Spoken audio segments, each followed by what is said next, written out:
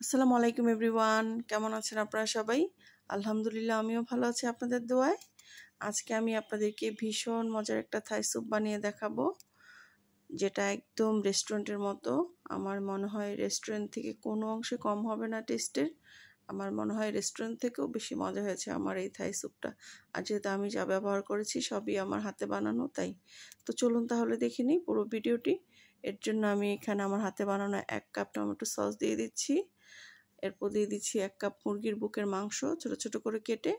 এরপর আমার কাছে কয়েকটা চিংড়ি মাছ ছিল বড়, এটাকে আমি ছোট ছোট করে কেটে দিয়েছি। এরপর দিয়ে দিচ্ছি চিলি সস। আমি এখানে 2 ধরনের চিলি সস ব্যবহার করব, দুইটাই আমার হাতে বানানো।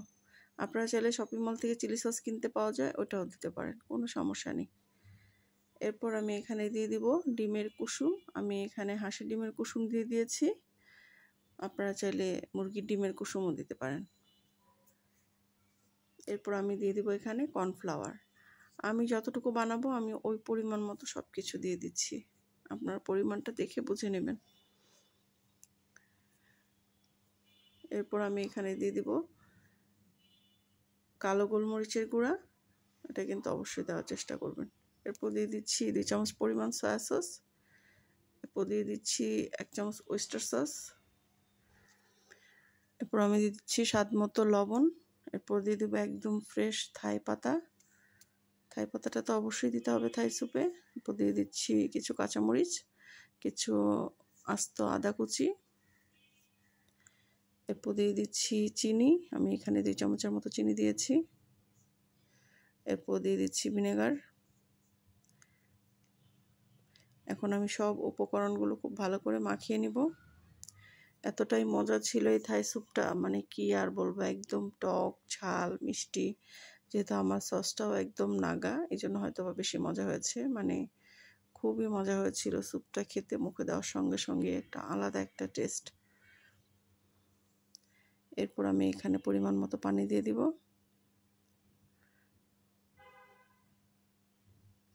আর একটু পানি দিয়ে দিচ্ছি, দেখতেই পাচ্ছেন একদম খুব ভালো করে মিশে গিয়েছে। এখন আমি চুলায় বসিয়ে দিব, এরপর আর কোনো কাজ নেই।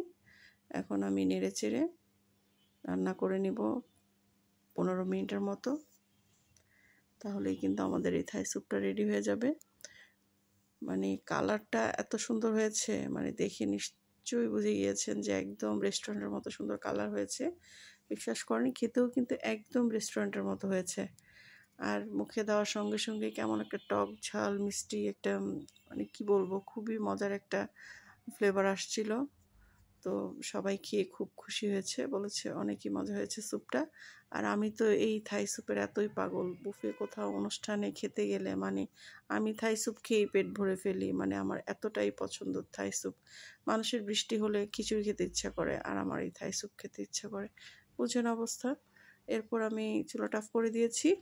এখন আমি একটা লেবু চিপড়ে দিয়ে দিব, গন্ধরাজ লেবু, এতে করে ফ্লেভারটাও ভালো আসবে।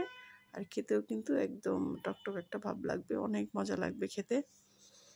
তো এই তো আমার তো অনেক ভালো লেগেছে। আর আপনাদের কাছে কেমন লেগেছে অবশ্যই কিন্তু কমেন্ট করে জানাবেন। তো যদি ভালো লেগে থাকে তাহলে অবশ্যই লাইক কমেন্ট শেয়ার করে দিবেন। আপনাদের একটি কমেন্টে নতুন নতুন ভিডিও বানানোর জন্য উৎসাহিত হব। তো এই তো এখন গরম গরম পরিবেশনের পালা। আমার তো আর তর্স হচ্ছে না, থাই স্যুপ দেখলে আমি একদম পাগল হয়ে যাই যে কখন খাবো। আর আমার কাছে খুব ভালো লাগে একদম গরম গরম খেতে। তো যাই হোক, অনেক কথা বলে ফেললাম। তো আশা করি আপনাদের কাছেও আমার এই ভিডিওটা ভালো লাগবে।